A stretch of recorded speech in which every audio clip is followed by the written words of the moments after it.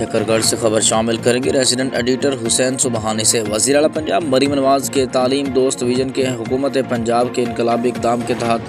طلباء و طالبات کی تخلیقی صلاحیتوں کو ابھارنے اور سائنس، ٹیکنالوجی، انجینئرنگ، آرٹس اور ریاضی کے فروغ کے لیے ڈسٹرکٹ ایجوکیشن اتھارٹی نروال کے زیر اہتمام government M B girls high school Narowal میں اسٹیم کمپٹیشن کا انعقاد کیا گیا، جس کے معزز مہمانوں میں secretary local government Mian Shakeel Ahmed, deputy commissioner Narowal Syed Hassan Raza تھے۔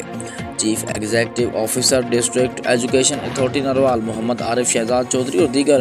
افسران نے معزز مہمانوں کا شاندار استقبال کیا اور اسکولوں کی طرف سے تیار کیے گئے ماڈلز کا وزٹ کرایا۔ نتائج کے مطابق اول position government high school Zafarwal, second position government M B girls high school Narowal, third position government girls high school Kot Naina نے حاصل کی، جنہیں بالترتیب 30,000، 20,000، 10,000 نقد کیش پرائز سے نوازا گیا۔